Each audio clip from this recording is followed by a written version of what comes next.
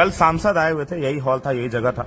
हमने उनसे पूछा कि वैशाली के नगर वधु वाले बयान के बाद आपका पूरे राज्य में पुतला फूका गया, मुर्दाबाद के नारे लगाए गए। जवाब में उन्होंने कहा कि हम विकृत मानसिकता के लोगों को जवाब नहीं देते। आप क्या कहेंगे इस पर? देखिए, उन्होंने अपने मानसिकता का परिचय अपने ट्वीट्स के माध्यम से, अपनी बातों के माध्यम से किया है। उन्होंने मेरे ऊपर टिप्पणी की है, तो इसलिए मेरा बहुत कुछ बोलना सही नहीं है, लेकिन मुझे लगता है कि इस अहंकार का जवाब उनको आने वाले समय में मिलेगा। लोकसभा चुनाव की तैयारी चल रही है क्या आपकी? फिलहाल हम लोग जो इस देश में लोकतंत्र की हत्या की जा रही है, उसको लेकर के सड़कों पर है। क्रमबद्ध तरीके से आंदोलन चल रहा है। हम लोग लगातार इस बात को कहते थे कि जितने भी संवैधानिक संस्थान हैं वो भाजपा शासित जो केंद्र में शासन है उसको ध्वस्त कर रही है। पिछले दिनों भी आप लोगों ने देखा कि एक निर्णय आया जिसकी वजह से राहुल गांधी जी की सदस्यता गई है।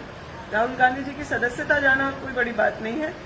लोकतांत्रिक प्रक्रिया में अगर ये होता है तो उसके लिए हमारे पार्टी के नेताओं ने आगे भी पहले भी शहीदी दी है और आगे भी करते रहेंगे।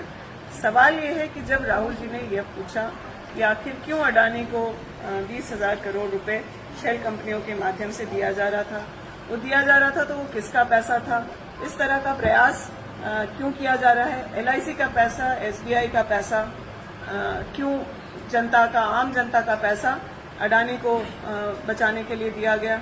इन सब सवालों पे अगर कहीं हमें म्यूट किया जाए, हमारी सदस्यता ली जाए या इस तरह की बातें की जाए, तो कांग्रेस के सभी सिपाही तैयार हैं।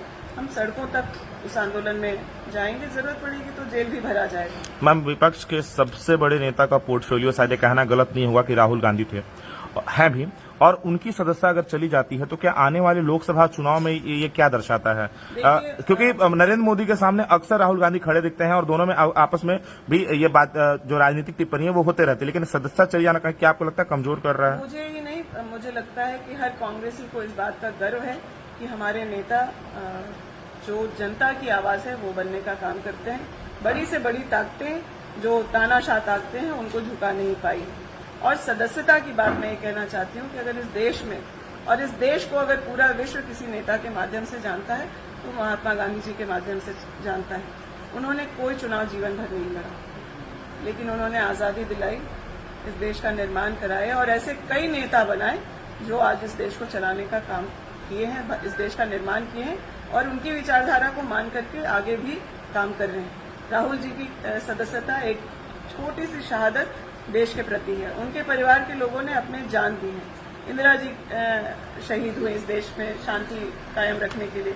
राजीव जी की शहादत हुई इस देश की शांति को कायम रखने के लिए। हमारे बड़े नेताओं ने इस देश के हित में कई ऐसे निर्णय लिए। हो सकता है तात्कालिक उसका नुकसान भी हुआ हो, लेकिन ग्लोबलाइजेशन हो, लिबरलाइजेशन हो, UPA 1-2 की जो अधिकार बेस्ड योजनाएं थी, आज हम लोगों के देश को कहाँ लेकर के गया है। ये इवेंट की तरह कोई एक योजना लाते हैं, हमारी सरकारों ने अधिकार दिया।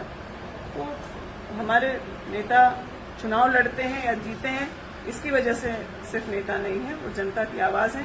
इसलिए वो आज इस देश के विपक्ष के सबसे बड़े नेता हैं और उनकी बातों से कितना डर नरेंद्र मोदी जी को लगता है वो उन्होंने सदन में अपने क्रियाकलाप से बता दिया।